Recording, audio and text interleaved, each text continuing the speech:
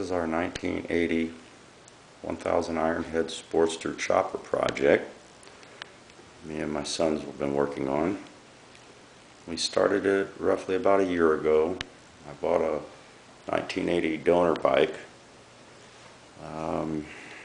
that we completely stripped down. It did originally come with that engine and that frame and that tank, and the neck itself on the bike was twisted. It must have been laid over or something, so we had to cut the neck completely off and remount it and re-weld it. Repainted the frame. Now the front end is an actual aftermarket billet wide glide front end, 41mm forks, polished lower legs. The wheel is a 21-inch soft 1999 soft tail wheel. Now the triple tree, as like I said, is an aftermarket. It's got a 5-degree rake, and in the process the neck we had to hone out in order for the bearing cuts to be able to slide down in there and fit. The handlebars are actually a 2006 Night Train riser and handlebars, drag bars. The headlight is an aftermarket oversized headlight. Added an oil cooler to it. Aftermarket forward controls. The engine we completely rebuilt. Added Andrew cams to it, PV Plus cams. Countershaft sprocket is a 23 tooth countershaft sprocket instead of a 21 factory. Still haven't got the mount for the chain guard yet.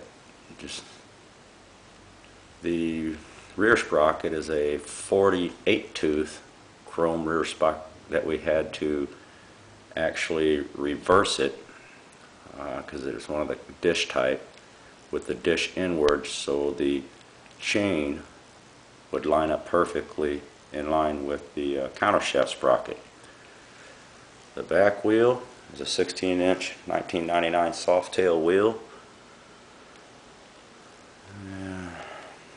The sissy bar and fender and seat are for a big twin rigid frame.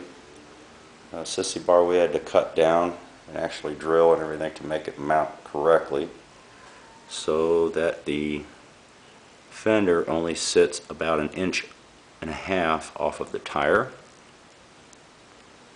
The tape is on the fender because we were using it for measuring where the mount holes for the rear seat would be.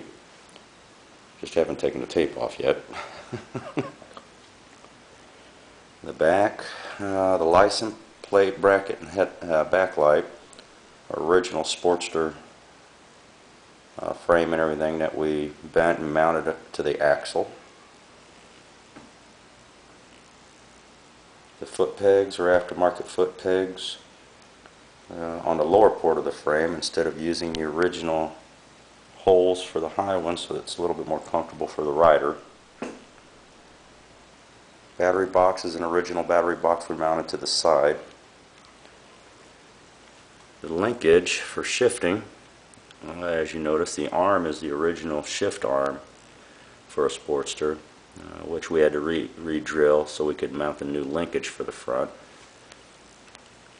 Now on the foot shift, we had to actually turn the shifter around and re-drill a new hole and replace where the rod would go,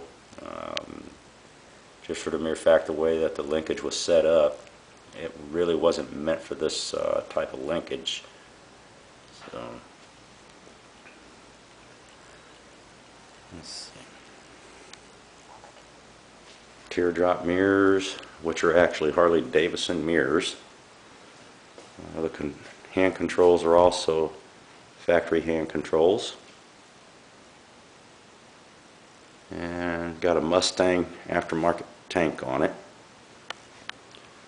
The frame itself has a 2-inch stretch in the down tubes and with a straight backbone. So it's really close to being finished. We just have to finish up hooking up the wiring for the hand controls and stuff, as you can see there. But it ought to be a pretty fun ride. And we couldn't get this far with it if it wasn't for Gyra out of Festus, Missouri, who supplied the parts for this. Very good company to deal with. Prices are excellent, especially for Harley parts. You can't beat it. And definitely couldn't do it without the help of my two sons here, Nick and Austin. So it won't be much longer. We'll be able to enjoy this thing. Might be a little rough, but I think we can handle it. And that is our 80 Sportster chopper.